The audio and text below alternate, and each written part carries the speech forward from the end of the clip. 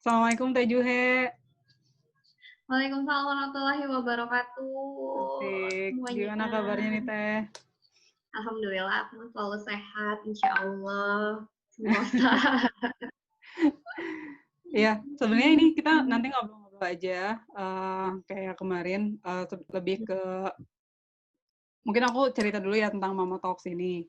Sebenarnya Mama Talks itu, nanti kita akan, mengundang, para bunda untuk sharing pengalaman mereka, ketika, mendidik anak. Soalnya sih yang kita lihat, nggak tahu ya mungkin nanti Teteh, bisa konfirmasi, maksudnya kan kalau, mengasuh anak itu pola asuh anak yang terhadap keluarga satu mungkin tidak tidak bisa diterapkan di keluarga yang lainnya. Nah, makanya kita pengen Iya, ada pengalaman atau cerita sebanyak mungkin, itu untuk sahabat Mama Talk semua, gitu sih.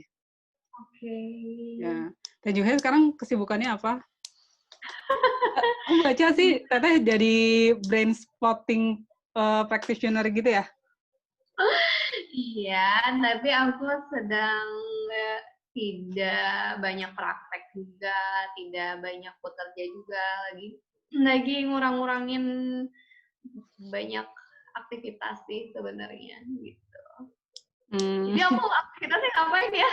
Di rumah dengan anak-anak, kemudian menyelesaikan apa yang harus diselesaikan sebelum next step-nya ada sesuatu yang pengen dilakukan gitu. Jadi aku mhm, menyelesaikan asik asik.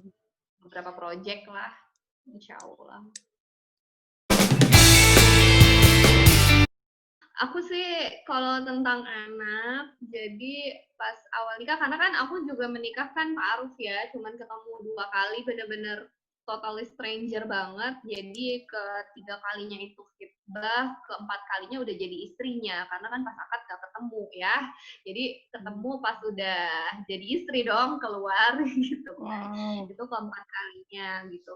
Terus sehingga sebenarnya ya berserah aja sih waktu itu ininya no expectation nggak nggak apa ya nggak punya background juga jauh beda dari segi budaya pendidikan gitu ya dia pendidikannya alur-alur politik lah gitu kan Mhm. kemudian kalau saya pribadi kan sosial humaniora gitu cara berpikir otomatis juga banyak berubah maka satu hal yang dilakukan pertama kali adalah ngobrol banyak tentang ya udah akad gitu ya setelah resepsi dan lain-lain beres capeknya gitu ya pertama kali ngeberesin kita punya apa gitu kan saya bawa apa kamu bawa apa itu dalam artian knowledge ya tahu mau gimana gitu kan baru disusun-susun dan itu pun bukan hal yang mudah ya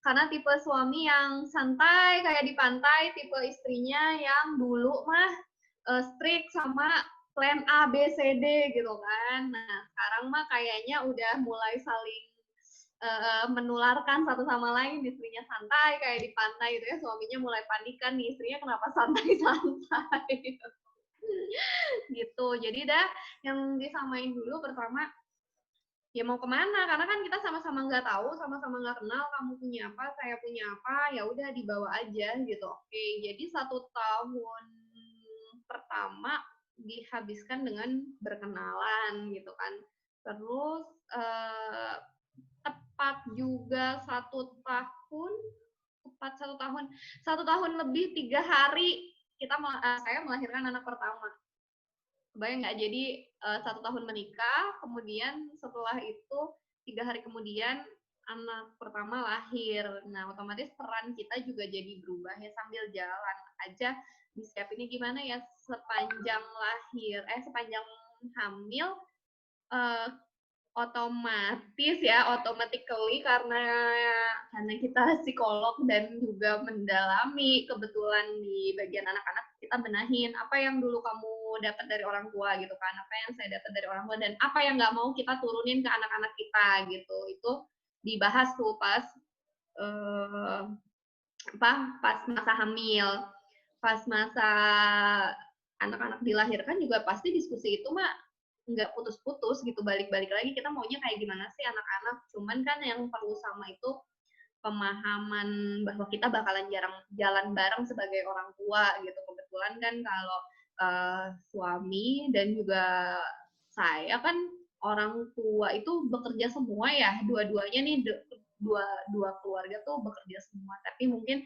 ada beberapa hal yang berbeda. Nah, perbedaan-perbedaan itu yang kita tarik, mana yang mau kita ambil pelajarannya sebagai orang tua, mana yang memang mau kita ubah gitu. Kira-kira kayak gitu pertimbangannya waktu awal-awal. Nggak ada sih sampai teknis saya mau anak saya begini nanti anaknya kayak gini-gini, enggak sih, paling nyamain menurut kamu gimana, apa yang kamu rasain kalau orang tua kamu responnya kayak gini. Nanti kalau misalnya udah ada anak, sebenarnya yang sering kali aku reassurance gitu kan, sering kali nanya bolak-balik meyakinkan, nah kalau udah ada anak kamu sayangnya sama aku gimana gitu kan. Ya ampun, ya ampun. Karena make sure kalau everything will be okay gitu kan, kita bakalan ada di boat yang sama, bahwa ya bukan cuma ada anak tapi juga ada pasangan sih yang harus dipenuhi gitu. Sebenarnya lebih ke arah itu, bukan karena ada yang lain-lain di luar sana ya, tapi lebih karena ya walaupun kita punya anak, kita itu adalah pasangan dan kita itu adalah human being, adalah manusia. Ya aku juga perlu memperhatikan kamu dan kamu juga perlu memperhatikan aku as a human gitu, bukan sebagai ibunya anak-anak gitu, tapi ya sebagai aku sebelum melahirkan anak misalnya kayak gitu, sebagai diri kita secara personal. Nah, di keluargaku menurutku itu penting karena itu menjaga diri kita masing-masing dari kebosanan sebagai orang tua gitu, dan juga membuat kita tetap sane, tetap waras gitu ya, sebagai sebagai orang tua, karena pada praktiknya menjadi orang tua itu beneran jungkir balik gitu. Iya, iya. Dan hal lain yang kita sama-sama putuskan, karena ini keputusan ya, bukan disepakati aja.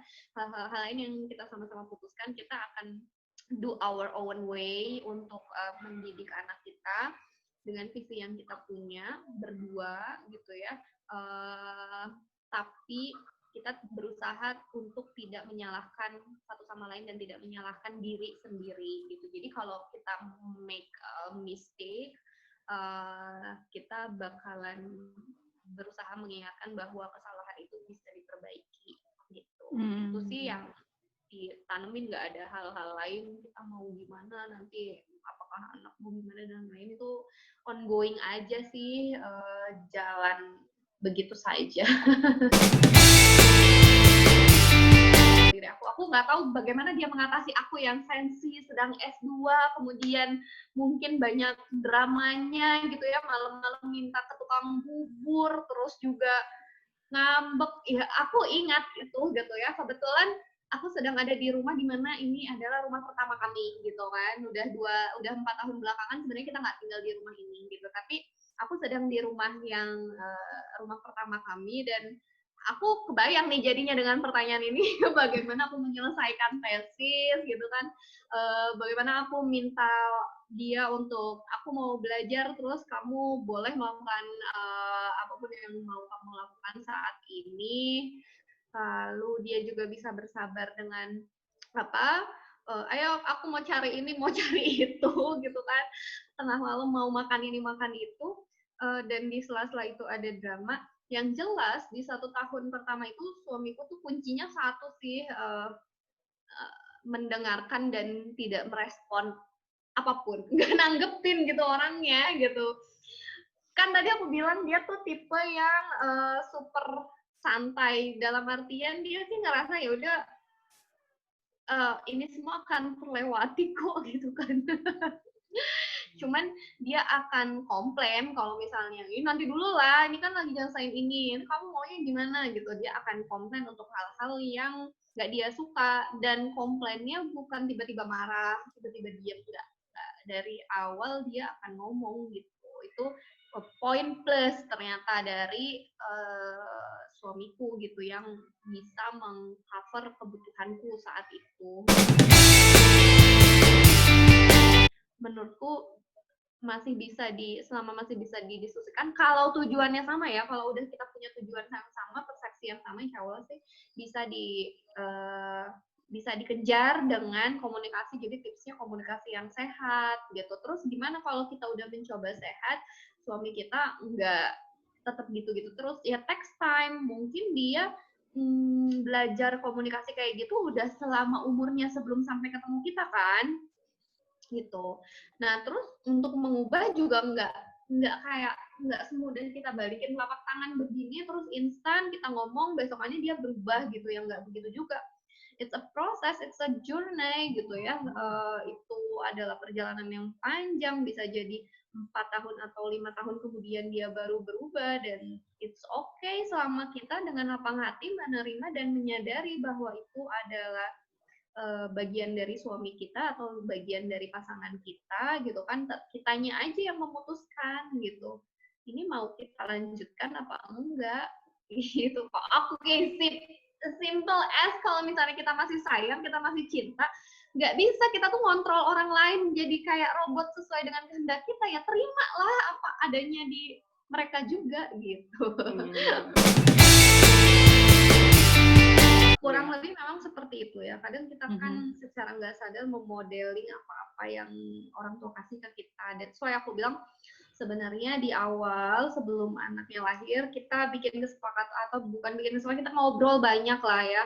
Saya tuh gini, kalau misalnya saya punya ini tuh dalam artian pengalaman. Saya nggak suka diperlakukan seperti ini sama orang tua. Kalau kamu gimana sih? Kalau kamu begini, orang tua kamu akan gimana? Terus apa rasanya saat itu? Terus nanti ke anak maunya gimana gitu?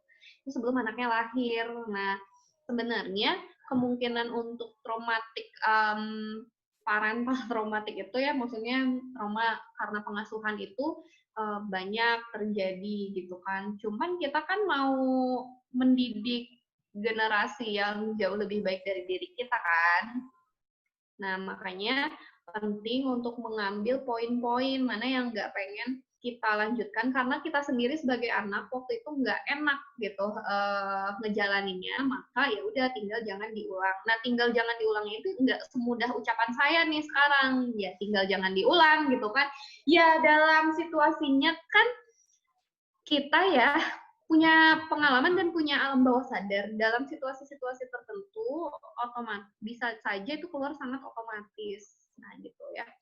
Tapi bagaimana pasangan ini masing-masing tahu, nih aku tahu suami aku akan dalam situasi apa akan segimana gitu kan, karena pengaruh misalnya pola asuh yang diterimanya, dan aku juga menyadari aku dalam situasi seperti apa akan berespon seperti apa, yang mungkin juga salah satunya dipengaruhi sama hal itu. Nah, ketika itu terjadi, peran pasangan lah yang mengingatkan gitu. Misalnya contohnya apa yang mudah marah-marah gitu ya ke anak-anak gitu. Atau udah mulai naik deh suhunya atau supply energinya, parental bandwidth-nya udah mulai low gitu kan. Itu ya gantian sama suami, atau saat ini sih aku juga ada yang bantu ya di rumah untuk pegang anak, terutama karena memang aku ada beberapa pekerjaan yang harus diselesaikan dan tidak mungkin aku serakah mau menyelesaikan juga, mau megang anak juga, yang ada semuanya keteteran gitu kan. Jadi pilih opsi-opsi yang memang rasional gitu kan untuk kita dan suami. Tapi ketika memilih opsi-opsi itu juga kita nggak bisa berpikir sangat ideal gitu ya. Pasti ada resikonya, tapi pertimbangkan yang resikonya sedikit dan manfaatnya lebih banyak gitu aja. Sebenarnya secara reguler kita rutin melakukan self care ya. Self care itu berbuat baiklah, be nice to ourselves ya, memaafkan semuanya gitu kan.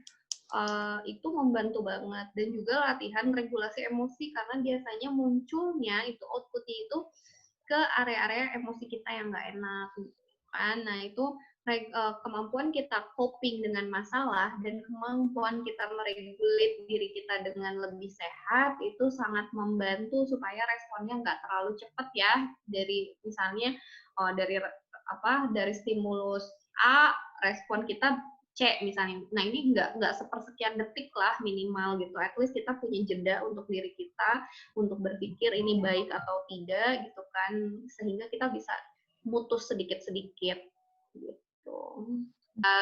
Beberapa teknik terapi bisa membantu kita. Teknik terapinya ya kalau saya brain spotting, tapi mungkin ada teknik lain juga di luar sana gitu ya, dan biasanya disesuaikan dengan kebutuhan gitu.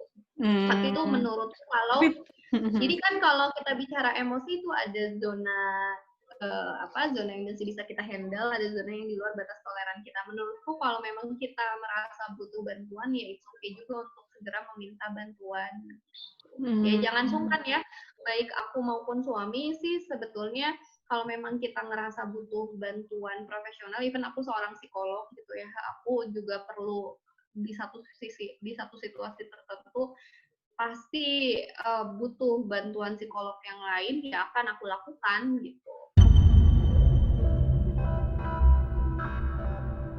Aku pernah mengalami overwork itu beban kerjanya sangat nggak bisa aku tolerir lagi dan ada konflik yang memang memicu traumatik tersendiri gitu kan.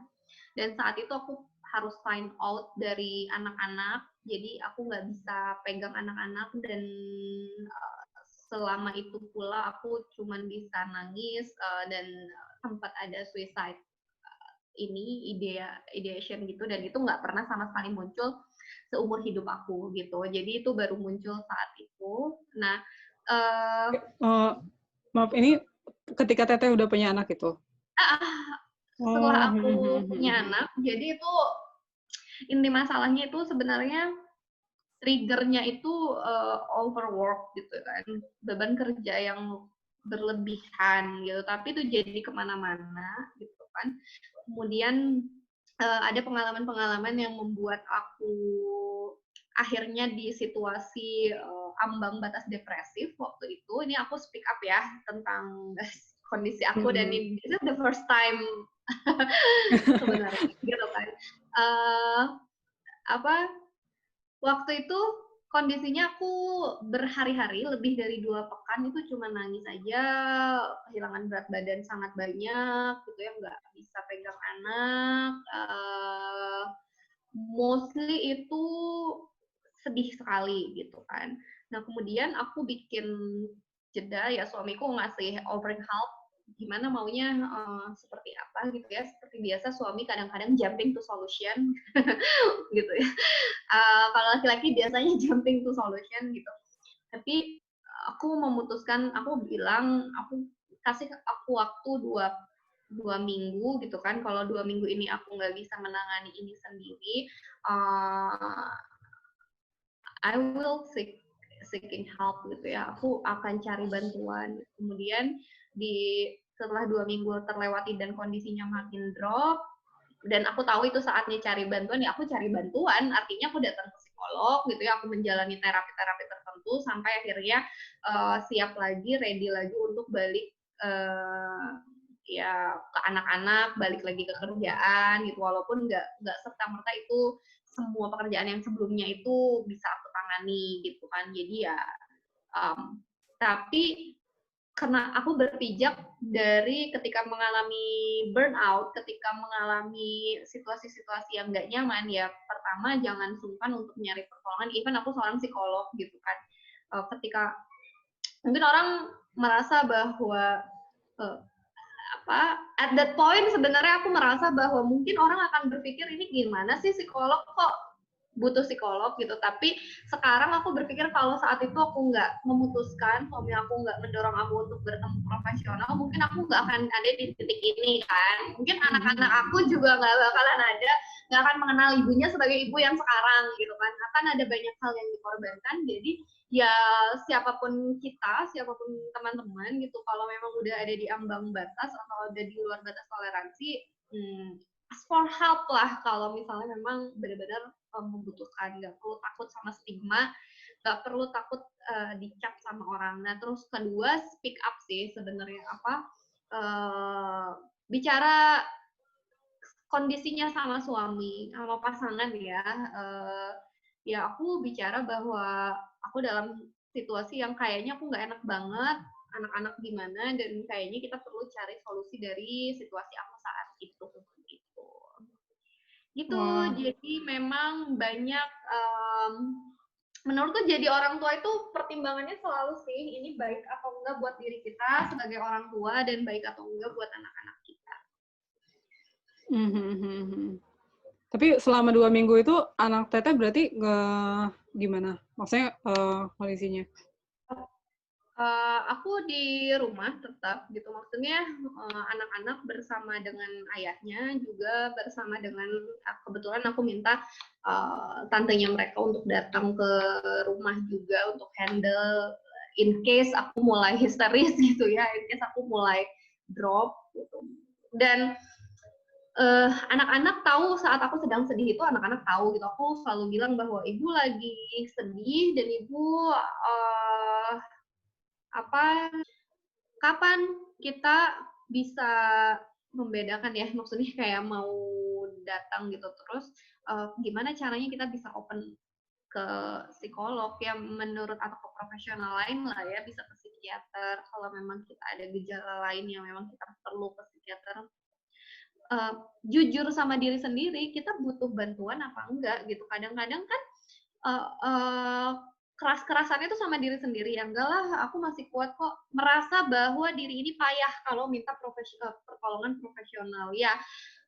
Itu salah satu menurutku juga yang harus dievaluasi gitu kan. Padahal mencari pertolongan dari profesional itu bukan menandakan bahwa kita payah gitu, tapi menandakan ikhtiar kita, justru menandakan usaha dan kesungguhan kita bahwa kita mau hidup kita ini lebih baik. Menurutku itu poin opening paradigmanya dulu sih, menurutku mindset ya. Yang kedua mindsetnya, ketika kita bicara sama orang yang nggak dikenal tentang masalah kita, fokus kita adalah mencari solusi. Orang juga kan nggak akan nilai, apalagi profesional. Ya kliennya mohon maaf gitu kan, sehari bisa berapa gitu kan, mungkin kita tutup pintu aja dia sih udah bye lupa gitu kan sama masalah siapa lo gitu, apalagi dia nggak kenal. Nah, kalau aku karena juga aku psikolog yang praktek gitu, aku memahami betul hal itu. Jadi ketika aku bicara dengan profesional, aku put trust sama profesional itu, dan itu tergantung ya, kalau misalnya kita ke dokter nih, itu kan uh, kita juga ada dokter yang pas buat kita, ada dokter yang cocok buat kita, ada yang nggak cocok. Nah, itu uh, ini juga gitu, ini jodoh-jodohan juga mana psikolog atau profesional lain yang emang cocok buat kita. Kalau kita ngerasa nggak sesuai ya hak kita untuk ganti yang lain misalnya gitu. Aku sih yang penting aku bisa percaya dulu, itu aja. Kalau kita udah nggak bisa percaya sejak awal ya jangan diteruskan, itu menyiksa diri sendiri nantinya gitu. Ya dengan kita percaya dan yakin bahwa kita datang ke profesional itu adalah usaha kita gitu ya, kan datang profesional juga nggak harus terbuka sepenuhnya saat itu. Saat itu ya, ini dari pengalamanku, ternyata aku datang ke profesional hanya menangis gitu ya, aku cuman butuh, aku nangis benar-benar sampai capek banget, dan aku bilang aku udah capek banget, sampai aku berpikir udah capek, udah di titik mikir tuh ini udah capek banget, kalau aku nggak berakhir sekarang nih aku nggak kuat gitu kan waktu itu ya. Di titik itu ya psikologku cuma mendengarkan, ya aku tahu itu capek gitu. Aku tahu itu capek dan itu lega gitu waktu itu ya. Ya nanti kan disesuaikan ya, dan yakin bahwa psikolog tahu cara handle kita sebenarnya, tahu cara tahu kebutuhan kita gitu. Sekali lagi, kalau kita sudah memutuskan ke psikolog atau ke psikiater atau ke profesional lain, ya kitanya harus tadi yakin dulu bahwa itu adalah usaha kita yang terbaik ya. Terus juga mesti ini ya, mesti cek recheck validitas psikolognya, maksudnya ini oke, apa ya, psikolognya beneran bisa ngebantu nggak gitu kan.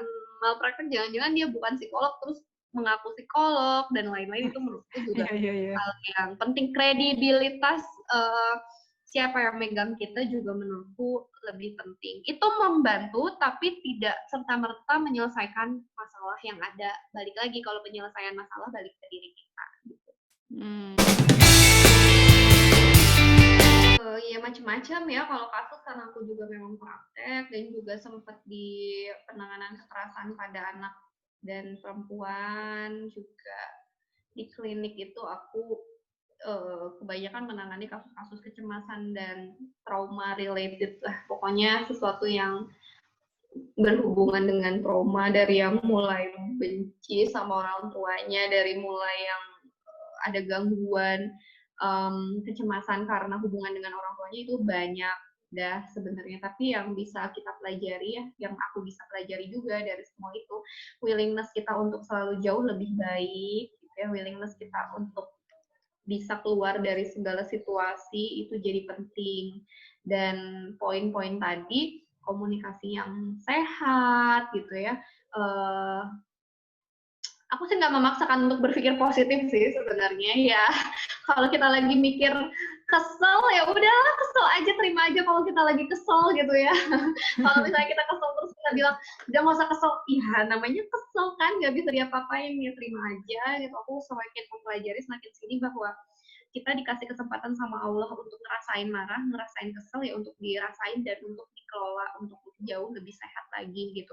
Terutama sebagai orang tua, aku banyak belajar dari kasus-kasus tersebut bagaimana untuk selalu wise ya, untuk selalu belajar bijaksana, dan bagaimana untuk selalu mengingatkan diri kita sendiri bahwa kita ini just a human being gitu, cuma manusia biasa kok. Orang tua itu nggak selalu benar gitu kan, nggak luput dari kesalahan gitu kan. Jadi ya hiduplah layaknya manusia biasa di depan anak-anak, bukan malaikat gitu yang selalu sempurna semuanya. Iya benar-benar tuh ya. Maksudnya nggak usah terlalu kayak pengen selalu sempurna di depan anak. Iya, walaupun modeling hal-hal yang positif itu baik. Modeling hal-hal yang positif sangat baik, tapi kan minta maaf karena satu kesalahan juga sangat baik gitu. Iya, Jadi benar. bukan berarti dengan prinsip kita harus menampilkan sesuatu yang positif pada anak, kemudian kita menuntut diri kita sendiri untuk sama sekali tidak berbuat salah gitu. Ya, namanya manusia pasti ada salah gitu. Oke. Ada pesan terakhir nggak Teh untuk para orang tua, para bunda-bunda, ayah? Apa ya, kalau misalnya pesan itu, aku mau share aja sih sebenarnya. Jadi orang tua itu kan gak gampang gitu ya, dengerin parenting berkali-kali juga rasanya ya pada prakteknya jungkir balik. Cuman di satu sisi parenting ini blessing juga gitu.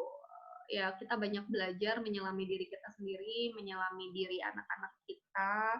Kalau salah perbaiki, jadi jangan terlalu menyalahkan diri sendiri, juga jangan terlalu menyalahkan pasangan gitu ya.